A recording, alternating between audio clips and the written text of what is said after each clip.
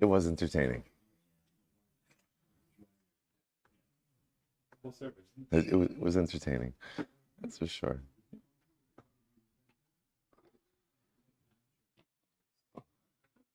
All right, everyone, Zoom, we good? Excellent.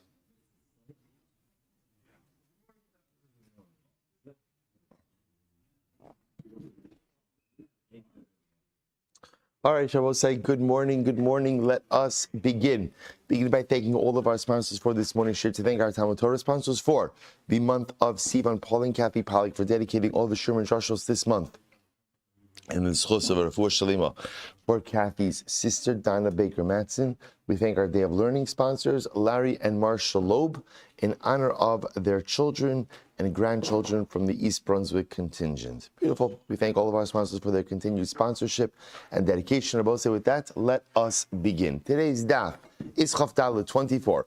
We are picking up at the Mishnah on Chaf Gimel Amud Beis 23b, bottom Mishnah. Af hanoshim she'enon ne'emanos lomar meis baila ne'emanos lahavi es gita. So if you remember again, back to our Yevamis days. So remember again, the halacha is as follows. When it comes to testifying about the fact that a husband died and thereby allowing his wife to remarry, we generally relax the standards for that type of eidos. However, there are certain women who are not believed to give this particular eidos because there is an assumed animosity between them and the woman about whom they are giving the eidos. And there is a sincere concern that they may purposely try to go ahead and lie in order to mess up this woman. So who are the examples of the relationships which contain natural animosity? So the Gemara says, so first of all, the Mishnah says, even those women who are not believed to give testimony that the husband died are believed to give testimony, ultimately again to bring her get, or are believed to bring her get. Who are these people? Chamosa, a mother-in-law, Bas Chamosa, the daughter of a mother-in-law or a sister-in-law, right? Sarasa, which is also a co-wife. Sarasa Yevimta, which is a sister-in-law. Bas Baila, the daughter of her husband. So I will say, in all of these cases, there's an assumed animosity that exists within these relationships, and as such, halacha l'maisa, these women are not permitted to go ahead and testify that a husband died. Yet, they are believed to go ahead and bring a get. Ma bein get lamisa. So I asked the Mishnah, so why the distinction between get and testifying about death? It's very simple. The Gemara says, Shaksad mochiach. Get is different. Let's say, why is get different? You have a document. As opposed to testimony that the husband dies, where the entire testimony rests upon the legitimacy or believability or credibility of these women. A get, by a get, you have a bona fide document that's there. Ha'isha atzma mevi'es gita. Suppose we've already seen this quoted a number of times. A woman herself is permitted to bring her get. Obilvad she'tzricha lomar b'fanei nechtaf o b'fanei nechtam. Assuming they were talking about a get that is brought from Dinas Hayam overseas, so a woman is believed to go ahead and bring her own get. However, she must obviously be able to say, so we'll say this is actually quite interesting, because what the Mishnah seems to be saying is that if a woman is bringing her own get from Medina Hayam to Eretz Yisrael, she needs to say b'fanei nechtav u'b'fanei nechtam. Now, we'll discuss the parameters of that case, because it doesn't seem to make all that much sense, because once a woman receives her get, she is divorced. What is she saying b'fanei nechtav u'b'fanei nechtam? So we'll get to that in the Gemara. I asked the Gemara, Vatanya, but we learned, Kishim she'ein ne'emanos lomar meis baila, kach ein ne'emanos lahavi gita. So I say, so remember again, the Mishnah began with a statement. What was the statement of the Mishnah? Even though this group of women are not believed to testify about the death of a husband, they are believed to go ahead and bring a get. But the Brisa says, the same way that these women are not believed regarding the death of the husband, they're also not believed to bring a guest. So we'll say, what's the pshat? Rav Yosef, lo kash, it's not a contradiction. We'll say, so the Brisa seems to pose a contradiction to our Mishnah, to which Rav Yosef says, it's not a kasha, kan beretz Yisrael, kan b'chutz la'aretz. One is talking about bringing a get from Eretz Yisrael, and one is a get in Chutz La'aretz. Which one is which? So I'll say, watch this. Ba'aretz, so in Eretz Yisrael, the lav adibura didei kasamchinon mehemna. So I'll say in Eretz Yisrael, where you don't have to say b'fanei nechtav or b'fanei nechtam. So remember, we are not relying on the eidos of the person bringing the get. What are we relying on? The document. The document, right? You can also get into Edom Yisira, okay, the document. In other words, the document stands on its own. So therefore, that's when these women are believed to bring a get. It's Dafkan Eretz Yisrael, because again, they're not really part of the certification process. However, B'chutz La'aretz, Da'dibur Didaka Samchinon Lo Mehemna. But again, if one of these women are bringing a get from Chutz La'aretz, where I will say, if you're bringing a get from Chutz La'aretz, what do you have to do? What do you have to do? Then it's mamish the words of this woman upon which we are relying. That we're not going to do. So therefore, I will say, the way the Gemara understands it is, the Mishnah is talking about a case where they're bringing a get in Eretz Yisrael, and the Brayse is talking about a case where they're bringing a get in Chutz La'aretz. Amrullah Abaye, Abaye says, Adrabah. Just the opposite. Just the opposite. Epcha mistabra. The exact opposite seems to be clear. How so? Ba'aretz in Eretz Yisrael, Di'i asiba ma'ara mishkachinon bei, di'i kalamei marlikol kula kamechavna lo mehemna. Shabbos say, listen to what Abaye says. In Eretz Yisrael, when you bring a get, you give a get to a woman. So it's true, you don't say b'fanei nechtav b'fanei nechtam. But I will say, what could happen? What could happen? The husband, because you don't say b'fanei nechtav b'fanei nechtam, the husband has the ability to object to the get. It was fraud. It's not true. It was made up. And the truth is, I will say, if he comes and he makes such a claim, what's the halacha? What's the halacha?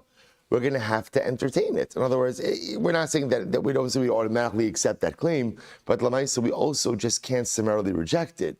So Abai says like this, in Eretz Yisrael, where if the husband comes and lodges a complaint, we would have to go through that process. So I'll say, that's where we don't believe these women mentioned in the Mishnah if they bring a get. Why? Because what are we concerned about?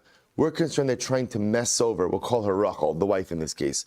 We're concerned they're trying to mess over Rachel. Because maybe, I will say, people do crazy things when they dislike other people. Maybe they made this whole thing up. Maybe they just wrote up this get. Maybe they forged signatures, all in an effort to mess over Rachel. And what's going to happen? Reuven's going to show up. He's going to say, Lo, how you dvar me? I never wrote a get. I never did this, or it was done under coercion. And they're going to mamish mess up Rachel. However, b'chutz la'aretz, di asabal ma'arar lo mashkechinan be mehemda. But Allah Lamaisa will say, in chutz la'aretz, where once you bring a get from chutz la'aretz to Eretz Yisrael, what do you have to say? Or once you bring a get from chutz la'aretz, what do you have to say? B'fanei nechtam, b'fanei nechtam. What happens once b'fanei nechtam or b'fanei nechtam is said? What happens? What happens? The get is closed. As Rabbi said, there is no more conversation about it. Even if the husband shows up banging on Beis Din, or I never gave it, it was fraudulent, this, that, we don't listen. So Rabbi say, so there in Chutz La'aretz, once these women would be believed. Why? Because once the get is given, there's no longer any possibility of chas v'shalom, undermining the validity of the get. And I will say, this is indeed how the Rambam paskins.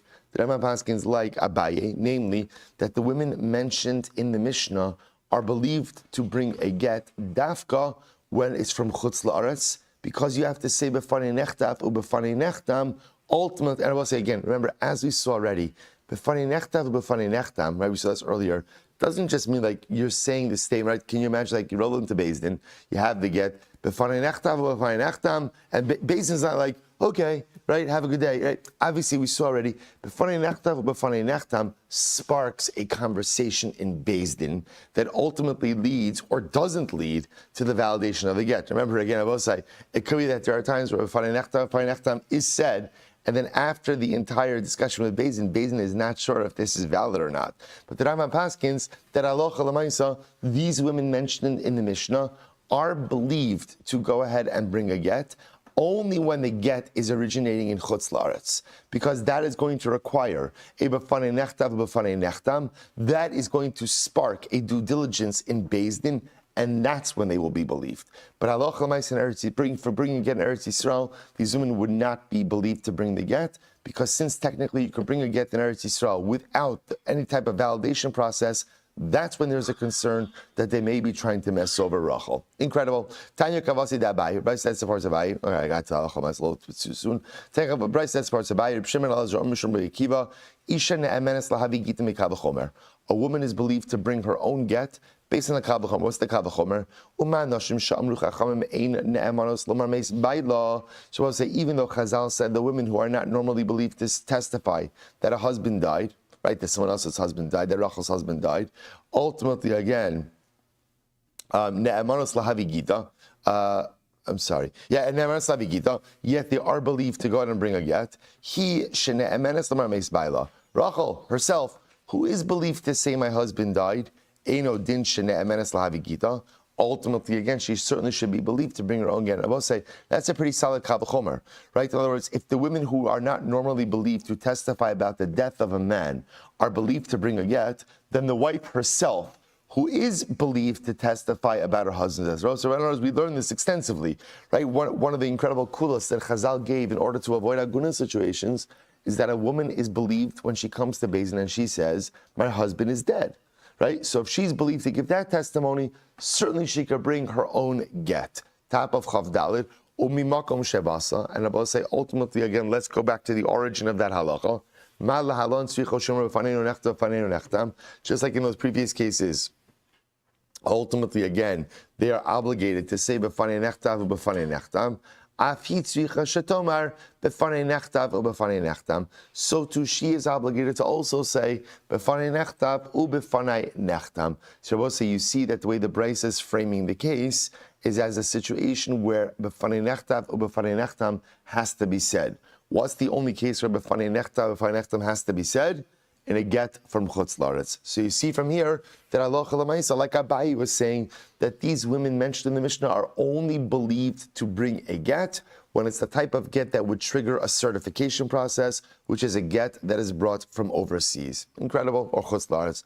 Amar Rav Ashi, Masnisin Nami Deikar, right? Our Mishnah supports this as well. Diktani, Chav Daled Amud Daled 24a, 5 lines down. A woman can bring her own get.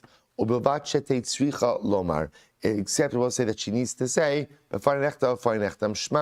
so see indeed that we are talking about a get that comes from Chutz La'aretz. Okay, for Rav Yosef. So we'll say in Rav Yosef's interpretation of the Mishnah, so we also remember again, so that's Abaye. And again, we saw the Rambam Paskins like Abaye.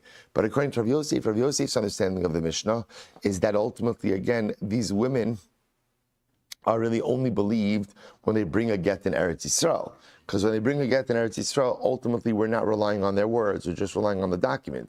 So according to Rav Yosef, Reisha v'seifa b'chutz la'aretz, mitziasa ba'aretz. So you're going to see according to Rav Yosef, will say the way the Mishnah is set up is the first case of the Mishnah is talking about Eretz Yisrael. The first case of the Mishnah is talking about chutz la'aretz.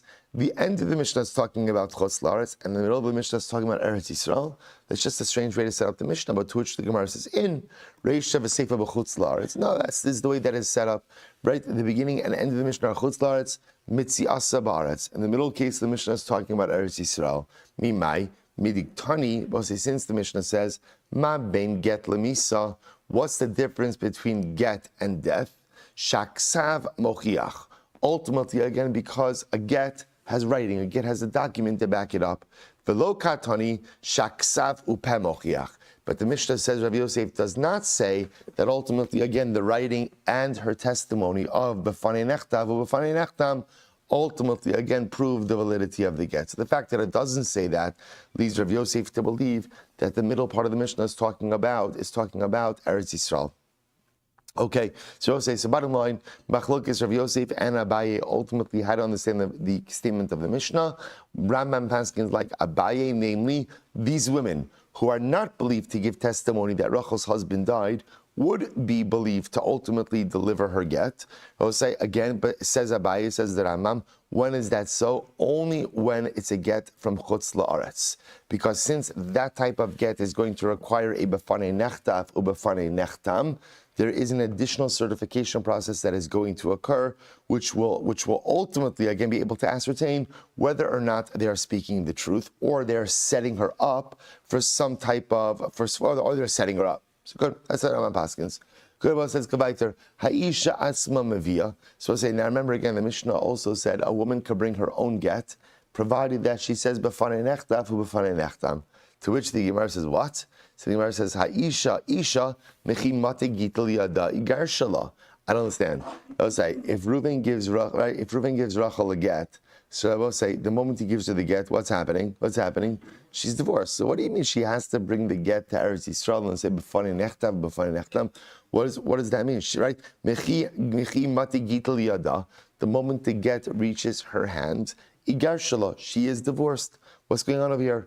Rav Huna ba'omer lo tiskar shibo ela bifnei beis din ploni.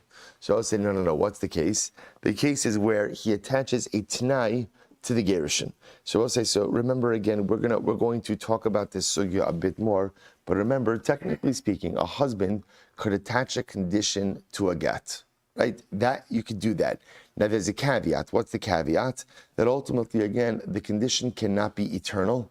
The condition has to be timed. So for example, the paradigmatic example of this is, if a husband says to Rachel, right, Reuben says to Rachel, this is your get, on the condition that you never again go to your father's home.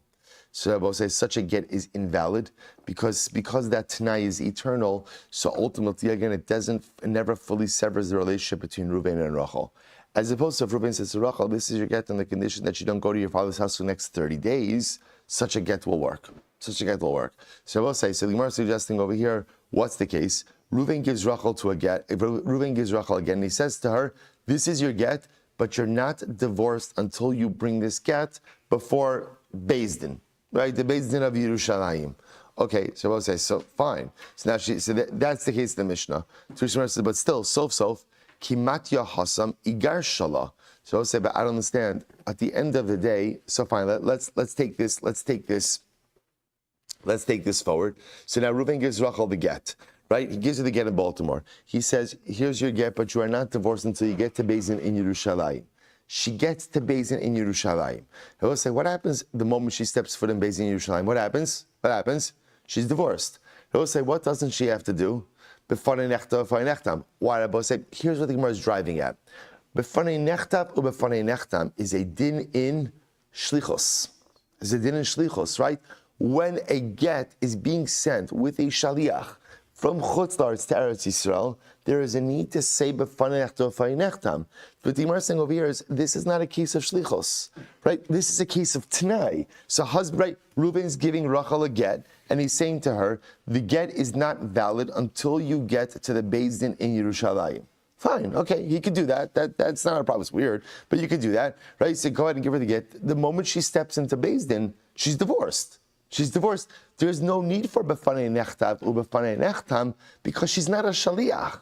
She's not an agent. She's a woman who received a get. The get has a particular t'nai, and now she's upheld the t'nai. But once she upholds the t'nai, we're done. We're done. So no b'fanei nechtav. Ela amar Rav Yos, ela amar Rav Huna bar Manuach mishmei Rav Acha berid Rav Ika.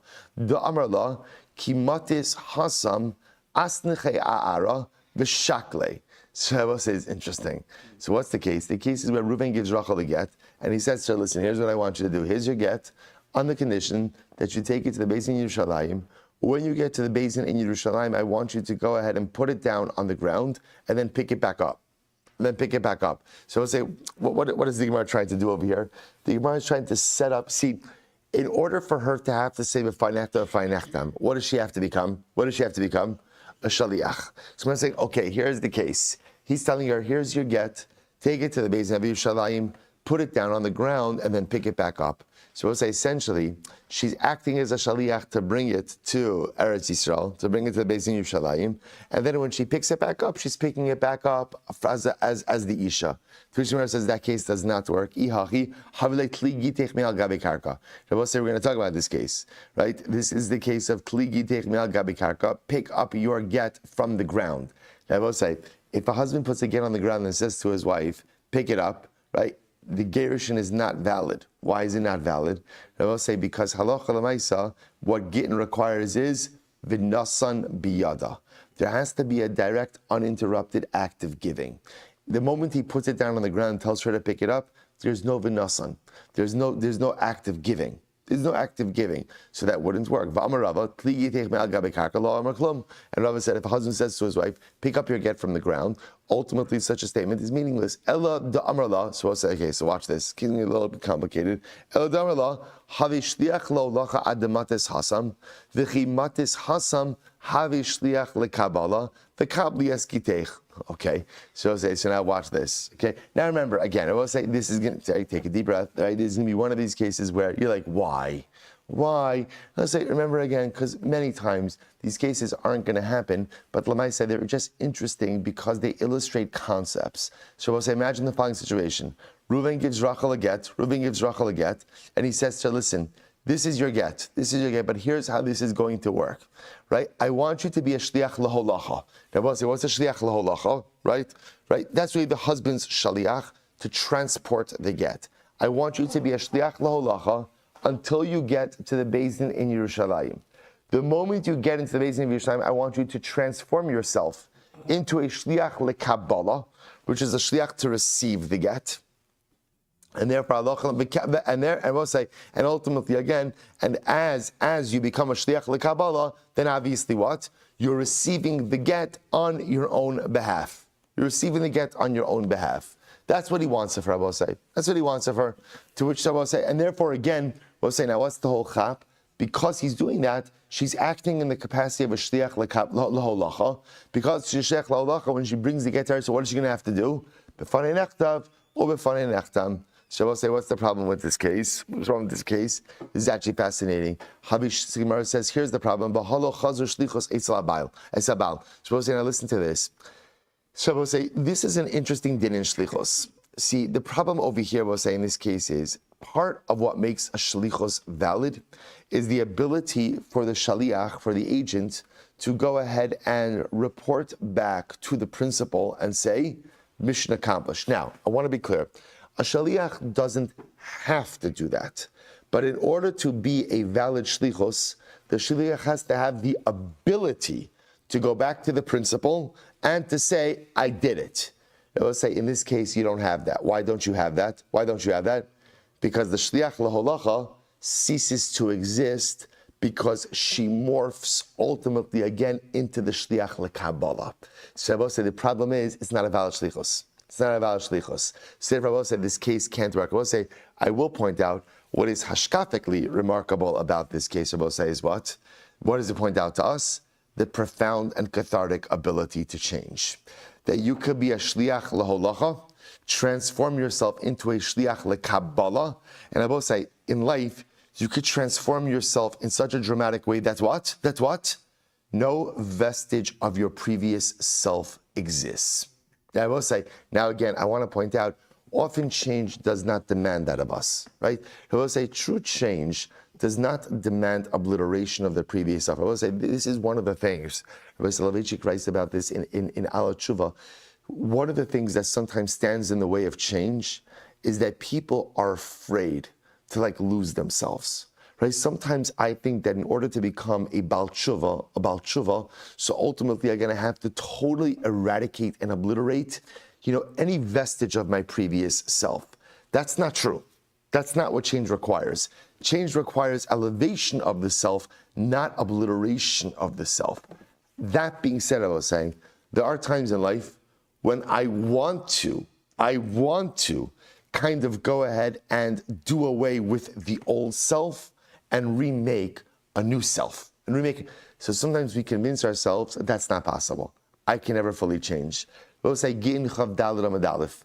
Let's say, here you see, a shliach laholacha could fundamentally transform into a shliach lekabbalah. What does that teach me?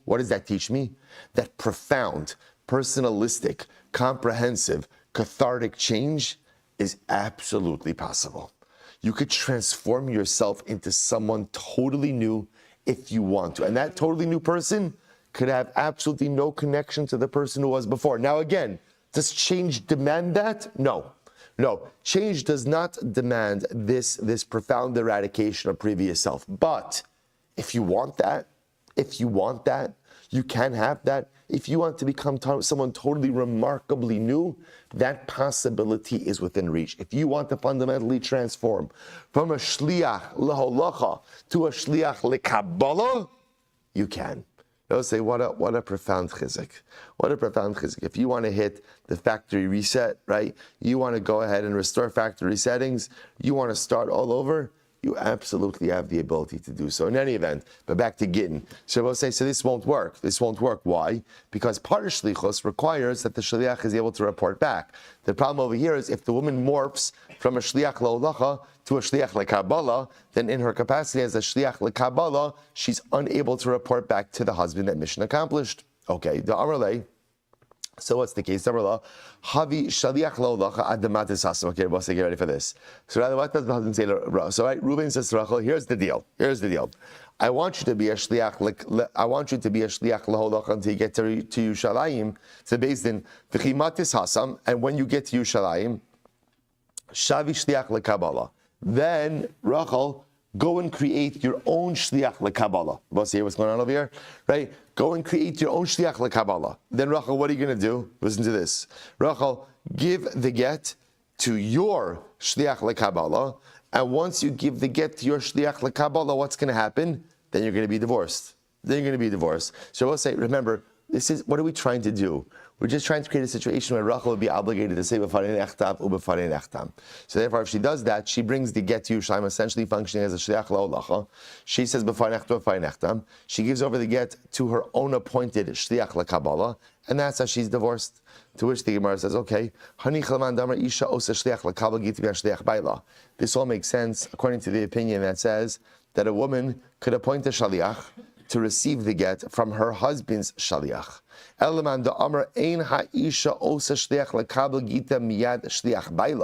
I will say, according to the opinion who says that halacha l'maisa, a woman cannot appoint a shaliach, an agent, to receive the get from her husband's agent. I will say, we'll see why that is in just a moment. So I will say, so how are you going to set up this case? It's not going to work. To which the Gemara says, no. Time am I will say, why wouldn't a woman be able to appoint a shaliach to receive the get from her husband's shaliach? Why not? Di'ika bizayon de bal. So I will say, this is actually interesting. So I will say, we're going to talk about this. But Lamaisa, one of the interesting things that could come up is that we're concerned to allow a woman to accept a get. We're concerned to allow a woman to appoint a shaliach to receive the get either from her husband or from a husband's shaliach. What are we concerned about? That the husband is going to get offended. It's going to get, you couldn't accept the get yourself, right? Now, both say, now that is ridiculous. Both say, one of the interesting lessons we learn over life, course of life, like when we're young, we're like, no, I'm not going to get involved in this on principle, right? This is ridiculous. And then as we get older, we discover something amazing. We spend most of our day dealing with ridiculous. Now, maybe I'm projecting a bit over here, right? But I saw say, at the end of the day, we're like, this is ridiculous. But then I realized, okay, but I still have to navigate it. I could say, I'm not dealing with you because you're ridiculous. And wow, I just cleared my whole calendar. Right? This is incredible. I'm taking up golf, right? This is fantastic. So I'll say, but then I realized, no, that's actually not how the world works. In other words, I have to deal with ridiculous. I do have to deal with ridiculous people. I have to deal with ridiculous situations. And I have to deal with a certain level of unreasonability throughout the day. And I will say, see, actually, once you accept it, it's very liberating. Because you're like, okay, this is it. This is what it means to navigate in life. You have to deal with ridiculous. So I will say, and once you accept that, what you begin to find is you're actually able to navigate the world very well. In other words, people who stand on principle, I don't deal with unreasonability. Well, hopefully they're independently wealthy, so they have the ability to do that. That's fine. That's great. If you can do that, great. But I would say, but they end up always being in a state of anxiety or tension because this one's unreasonable. If you accept the premise that people are often unreasonable, not always, often unreasonable, you accept the premise that people often behave in all kinds of crazy ways, if you accept that as a reality, you're able to navigate in the world fairly well. So I will say, so here, what are we concerned about? Husband is delivering the get. And what are we concerned about? I'll say, what are we concerned about? Until the woman gets that get, what are we most concerned about? Don't poke the bear. Don't whatever, right? Or just don't set anyone off. As crazy as it is, it's totally unreasonable. So we're concerned that if she appoints a shaliach to go ahead and receive the get, then what? Then Lamaisa, he's gonna react. By the way, I will tell you, having been involved in multiple Gittin, you would be surprised. So there are times where the wife is not there for a variety of different reasons. And I've seen it firsthand where husbands are offended and offended you're a jerk, right? That's why you're in this situation, right? That's right. If I was your wife, I wouldn't want to be here either. Like, and it's incredible. It is absolutely incredible to see that, like, again, you would think you're getting divorced. Now you want to spend time together, right now, right. You've been a derelict husband all of these years. Now suddenly you need to be in the same room as you. But I will say, but lamaisa, like, people are interesting. People are interesting. So I'll say, so there is this concept that we don't want to chas v'shalom go ahead and do something that's going to rock the boat. So I will say back to this. So the Gemara says, if it's an issue of bizayin the Baal, that's not a problem over here. Why is it not a problem here? I will say, why not? Because here the husband is the one who's orchestrating and choreographing this entire situation. So Lamaisa against Lamaisa, we're not concerned about. So the Gemara is v'hacha Baal kaped. So hanichal man da amar mishum bizayin the Baal. El mandar mishum chatzir Baal la'achar mikan ma'ikal le'memar. So we'll say, now listen to this. So there's another problem. The other problem we'll say is, we actually spoke about this. We'll say the case of chatzir Baal la'achar, we'll say is the following case. Imagine this case. Reuven's married to Rachel. Reuven wants to divorce Rachel. So what does he do? He takes a get, he puts it in Shimon's chutzner. He says, Shimon, gift the chutzner to Rachel. We actually saw this case a few days ago. That's called chatzera haba la'achar. So we'll say, so now what's going to happen? So Reuben thinks, okay, now Rachel's going to acquire the chutzner. What happens once she acquires the chutzner? What happens? She acquires the get as well. It doesn't work. Why doesn't it work? It's a disrupted nesina. It's a disrupted act of conveyance. Since I will say, again, at the end of the day, there was a disruption in the flow of the conveyance, therefore, again, it does not work. So we'll say, so some say this idea of her appointing a shliach l'Kabbalah ultimately also represents a disrupted act of conveyance. So we'll say, what are you supposed to say? Therefore, the Amr La, so I'll say, what's the case? Havi l'shliach l'holacha, here we go. We'll say the last one. He says to her, be a shliach l'holacha. So Reuben gives Rachel the get. He says, Rachel, you are the shaliach to bring the get to Eretz Yisrael, ad the matis hasam, until you get to the basin in Yerushalayim. So v'chi matis hasam, when you get to the basin in Yerushalayim, shavei shliach l'holacha, Rachel, you appoint another shliach l'holacha. So we're going to talk about this case, right? So remember again, Rachel, you are the shaliach to transport the get. When you get to Eretz, when you get to Yerushalayim, appoint another shliach l'holacha, and then what? The kabli eskitech minei, and then you receive the get from that second shliach l'holacha. Okay, so we'll say that could work. That could work. By some of the possibilities, the Amrla, Havi Shliach La'olacha Ad Matis Hasam, be a Shliach La'olacha ultimately again, until you go ahead and you get to the Beis in Yerushalayim. The Chimatis Hasam, when you get to the Beis in Yerushalayim, Amar Kame Beidina, say before the Beis Din, B'fanei nechta u'fanei nechtam, u'mashvi Beidina Shliach B'leisunech. And then Beis Din will appoint a Shaliach, ultimately again to give it to you. Okay, so we'll say, so that again, that could be the case. That could be the case. So ultimately, again, he's appointing her. So we'll say, again, let's just go back. How do we get into this? The Mishnah said a woman could bring her own get from a woman could bring her own get from Medina Hayam, provided she says b'fanei nechtav or b'fanei nechtam. Right? B'fanei nechtam. Then I will say, now Lamaisa, here's what's interesting. The Gemara said, but one second, once she receives the get, isn't she automatically divorced? So I'll say all of this was an effort to go ahead and frame the case about how it would work. So how would it work? It would work is he appoints her as a shliach laholacha, says to her, bring the get to Beis Din. She brings the get to Beis Din in the capacity of a shliach laholacha, right? Says b'fanei nechta u'fanei nechtam. Then Beis Din ultimately again will go ahead and probably appoint another shaliach to go ahead. She'll convey the get to another shaliach and then receive the get from that shaliach and ultimately be divorced. Good. Let's say hadron alach hamevi get. We'll say mazel tov. New parak. Here we go. Kol get shenichtav sholishum isha pasal. We'll say here we go. Any get not written for the sake of a particular woman is pasal. So we'll say the get has to be written. Again, we've seen this already before many times. A get has to be written l'shma. Now we'll say the Gemara is going to Mishnah is going to give some examples. So okay, so what are some examples of not l'shma?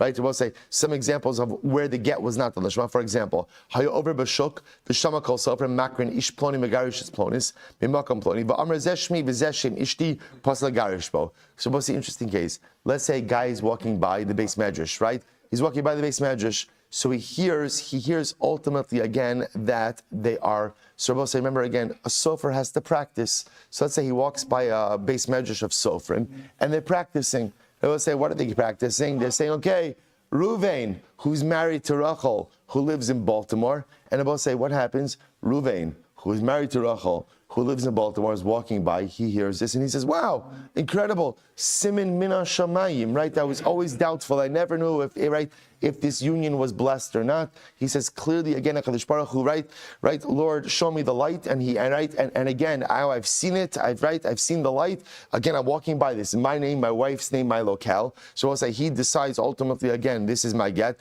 It also will be free. Which is another, right? So I'll say, so let me say again, so pasal l'garisha. So we'll say obviously it won't work. It won't work, right? Because obviously, even though they're writing this get for Ruvain and Rachel from Baltimore, it's not for that Ruvain, that Rachel from Baltimore. So it's not going to work.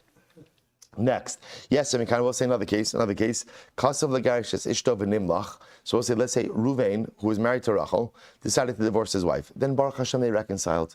So he decided not to use the get. Matzal ben iro v'amar lo shmi kishmecha v'shem ishti kishem ishtecha pas l'garish bo. Now we'll say, so now Ruvain has a friend, Ruvain, whose wife also has to be named Rachel. So Ruvain number 2 says, hey, you using that get? Right? You're using that get? So I'll say, so Ruvain number 1 and Ruvain number 2 reconciled. Right? Ruvain 1 and Rachel 1 reconciled. So now Ruvain 2 says, you know what? Let me just use that get. Right? Shame to let a good get go to waste. Right? So let me go ahead and use that get. So as I say, obviously pasal garishbo. Not gonna work. I'm in base, we'll say. Next. Yes, Mikan. We'll say an additional case. We'll say very interesting. Here's case number 3. Case number 3 is Ruvain. Ruvain is married to 2 women. They're both named Rachel. Now we'll say, this is wild because the only thing worse than being married to 2 women, right, is being married to 2 women who have the same name. We'll say, can you imagine this? Can you, we'll say, just, when I say, by the way, when I say the only thing worse than me, remember again, there's a reason why Chazal called the second wife a tzara, right? Because even though, again, once upon a time polygamy was permitted, we'll say, it never works. So we know this. We'll say, all you need to do is open up Bereshis, right? Open up Bereshis and learn all of the stories of the Emos, and again, obviously the Emos, it did, right? Again, I will say this was by tzaddikim. This is by tzaddikim that ultimately, again, it was just such a cause of strife. So the Maisa again, the Gemara says as follows. So the Gemara says, so now let's say Hayulo Shtein Nashim Shosei and Shavos. Well, see, really interesting. So Reuben has 2 wives, and they're both named Rachel. Kasav l'garish es hagedola. So we'll say now, watch this. This is fascinating. So now let's say Ruvain and Rachel number 1, right? Rachel 1 had a falling out, and now ultimately again Ruvain wrote up a get. Then Ruvain and Rachel 1 reconcile, but again, what happens? Ruvain now is ready to divorce Rachel 2.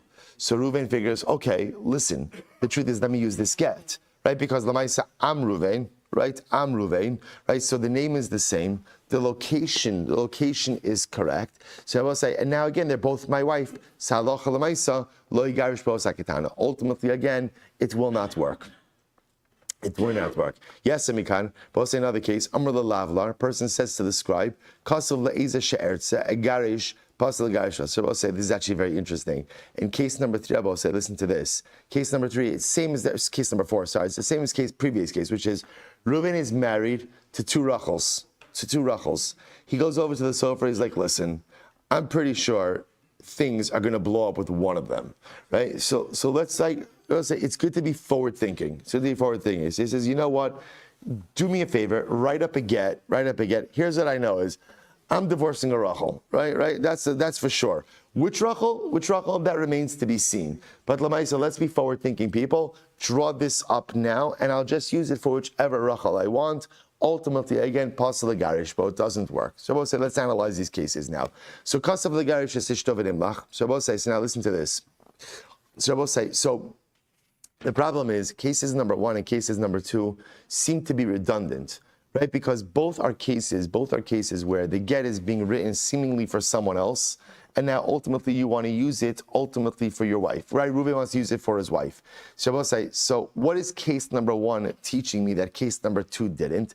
So we'll say this is fascinating. Now we'll say, remember again, the Reisha case was the case of where Reuven's walking by and he hears Sofrim writing a get. So we'll say, Bepashtos, that sounds like a case of where what? Where the get was being written for one person. Reuven, even though again it's the same name as Reuven and his wife, they can't use it. To which the Gemara says, Amar Papa, no. Pesofrim ha'asuyin lehislamed askinan. Rabbi say, here's what's fascinating. Case number 1 in the Mishnah Rabbi is a case of a get being written not for the purpose of divorce. Why is the get being written? Why is the get being written? For educational purposes. Rabbi say, case number 1 in the Mishnah is where Reuven is walking by and he hears that Sofrim are practicing the writing of a get. They're practicing. So Rabbi say, in writing a practice get, what do you do? You want to include actual names. So they include Reuven, married to Rachel, from Baltimore. So that's what they're doing. But I will say, but the get is not being written for anyone in specific. The get is being written as a practice. So I will say, so that's the case. Sofrin makrin, it says Sofrin are literally again are reading. Velo katani Sofrin korish. I will say, so what's happening over here? You have like a master sofer who's dictating names, right, and locations, ultimately, again, to a junior scholar. That's what it means when it says makrin, they're calling us. So therefore, I will say, case number 1 in the Mishnah is a get that's not even being written really for the sake of divorce. It's being written ultimately for what? It's being written ultimately, again, it's being written for the purpose ultimately of training. So if it happens to be that the training get happens to have the name of Reuven and his wife Rachel and from Baltimore, you might have thought you could use that. Kamash Malon, you cannot. Good, weiter. So my yes, so we'll say, if you notice, by the way, the cases in the Mishnah really go ahead and build on one another. So we'll say, so case number 1 taught me that halacha l'maisa, a get that was written for training purposes, even if it has all of the right personal information, cannot be used for divorce purposes. And we'll say, my yes, what did the second case build on? So it tells Rabbi Shmuel, lo zeh shenichtav shelo l'shum gerushin, ela af zu shenichtav l'shum gerushin pasal. So we'll say, whereas in case number 1, the Mishnah teaches me, I can't use a get that was not written for divorce purposes, right? Case number 1 was a get written for training purposes. That's what the Mishnah teaches me. I will say, I might have thought though, I will say, not only can you not use a get that was not written for divorce purposes, what does case number 2 teach me? Case number 2, I will say, teaches me that even if a get, remember again, what was case number 2 in the Mishnah? Case number 2 was Kasa v'garish ishto v'nimlach. So I will say, case number 2 was, right, Reuven was going to divorce Rachel. He decides not to. There's another Reuven married to Rachel. Ultimately, again, so we'll say, now the Mishnah teaches me that even though in case number 2, that get was written for divorce purposes, but because it wasn't written for specific Reuven, right, this Reuven and this Rachel can't be used. Furthermore, not only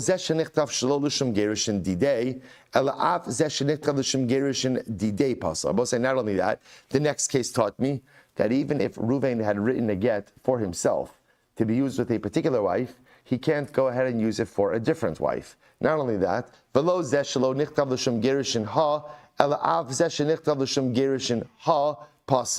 I will say, ultimately, again, Furthermore, we learned that halacha l'maisa.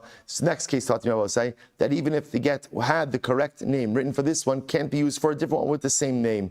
My taima, ikasa v'nasan sefer krisos biyada hava. So my taima. What's the reason? Ikasav v'nasan sefer krisos biyada hava amina lemi'utehech kama. So I will say, what's the reason of all of these things? If the Torah would have just said Kasav, right? Kasav v'nasan sefer krisos biyada, I would have thought it comes to exclude the earlier case. The lo avid l'shum krisos, because I was saying case number 1 in the Mishnah was not, the get was not written for divorce purposes. What was it written for? It was written for ultimately, again, learning purposes. Aval kasav l'garish sishto v'nimlach. But I will say, ultimately, again, if a man decided to divorce his wife and then he decided not to divorce her, the avid l'shum krisos. So I will say that document was written in order to affect divorce. I would have thought, Ema kasher. I would have thought it should be good. I will say, by the way, that's the case of where Reuven 1 was going to divorce Rachel 1. He decides not to. Then Reuven 2 finds the get, and he's also married to a woman by the name of Rachel. I would have thought such a document should be valid. Why? Because it was written for the sake of divorce. So I might have thought that by definition validates it. Therefore, the Torah says, Kazav Rachman of a Kasav, Ikazav Rachman of a Kasav, Hava Mina Lemiuteha, the lo ihu kasivla. So I'll say, since it says the kasav, I would have thought, no, Ruvain number 2, you can't use it because you didn't write the get. Aval yesh lo shtei noshim, the ihu kakasivle. But I will say, in the case ultimately again where Reuven has 2 wives, both are Rachel, right? He should be able to, and he decided that he wanted to divorce Rachel 1, but then he changes his mind that he wants to divorce Rachel 2. He should be able to use that get, to which the Gemara says, the ihu kakasivle, ema kasher, kasav rachmana law. Therefore, we'll say the Torah says law. What does law say? Lishma. For the sake of a particular woman, I have a seifa lamali. So we'll say, why do I need it? Why do I need the last case? So we'll say, now listen, remember again, what's the last case in the Mishnah? Last case in the Mishnah is Reuven is married to 2 women named Rachel. 2 women marry Rachel. I will say, what does Reuven do? He goes over to the sofa, he's like, look, I don't know who I'm divorcing, but someone's getting divorced. Right? So I'll say, so just draft a get that says Reuven is divorcing Rachel. And I'll decide later on who I'm going to use it for. So why doesn't that case work? De'in breira. So also remember again, what's breira? So remember again, breira is retroactive clarification. So I will say that last case depends on breira. Because we'll say essentially what Reuben's doing is he's saying this over, write a get now for Rachel, and I'll determine later on which Rachel I am going to divorce, and it'll be retroactively clarified that when the get was written, it was written for Rachel number 1, to which the Mishnah says, in breira. We don't subscribe to the concept of retroactive clarification. So I will say, so bottom line, what comes out from this Mishnah is, I will say, the only way to write a valid get is how? Ultimately, again, for a specific woman who is known at the time of the writing of the get. That's it. In other words, if it does not conform to that, if it does not, right, not a get that was written for educational purposes, not someone else's get, not a get to divorce this wife and then divorce another, even though they have the same name, no retroactive clarification. The only way a valid get works is if halacha lamaisa, the get is written for this specific woman at this specific time. Incredible. But let's just go a little bit weiter for another minute. Says the Gemara, I'm sorry. So 2 dots. Kasav legarish sakidola, legarish ba sakitana. So I'll say ultimately again, if let's say this is the case of Reuven married to 2 Rachels, so ultimately again he goes ahead and he writes on the get to divorce Rachel number 1. He can't use it to divorce Rachel number 2. So kitana hu d'lo matzi megar sheba. So I'll say ultimately again it's wife number 2 that he can't use to divorce with it. Hagidola matzi megarish ba. So we'll say, but what do you see from here? You see from here that Allah Lamaisa, he can go ahead and divorce the old one. In other words, we'll say, so here's what's interesting. Remember, let's talk about this case for just a moment. So, right, Reuven is married to 2 women named Rachel. So we'll say, so now remember again, what was the case of the Mishnah? He was going to divorce Rachel number 1. He then reconciles with Rachel number 1, and he decides that he's going to divorce Rachel number 2. So what does the Mishnah say? You can't do that. We'll say, but what can you infer from the Mishnah? That he can use the get for Rachel number 1. Right? That's what we infer from the Mishnah. Now I will say, this teaches us a very interesting idea. Amar Rav Zosomeres, Shnei Yosef ben Shimon Adoram Be'ir Achos, Motzien Shtarchov al Acherim. I will say, what do you see from this? You see from this that if you have in a city 2 guys by the name of Yosef ben Shimon, then ultimately again they could go ahead and take out a loan or lend money to people in the town. Now I will say, what does that mean? So I will say, there's a concern. Let's say you have 2 guys named Yosef ben Shimon. So I will say, watch this. So now let's say Yosef ben Shimon 1 lends $10,000 to Levi, right? So Yosef ben Shimon shows up. He says to Levi, "You owe me $10,000." And what does Levi say? I didn't borrow from you. I borrowed from the other Yosef ben Shimon. So I will say, what do you see from here? You see from here that the Yosef ben Shimon who is in possession of the document is assumed to be the Yosef ben Shimon named in the shtar as the lender. Why? Because he's in possession of the document. So too, when Reuven divorces Rachel and he has 2 wives named Rachel, why aren't we concerned that maybe Rachel number 2 is going to say, I'm the one who's divorced, but I lost my get and Rachel number 1 found the document? We don't assume that because we assume that whoever is in possession of the document ultimately is the one who is divorced. So we'll say, we'll stop over here with this today. We'll pick up a minute to say with this sugya tomorrow. Shkoyach.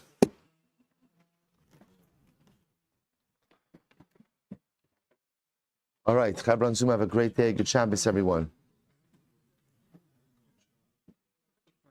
sometimes one finds a get in a garbage can, same name, somebody's practicing. When they do the get, they ask, what's your father's name? What's his nickname? All that stuff. So doesn't that have to play? We'll get to that eventually.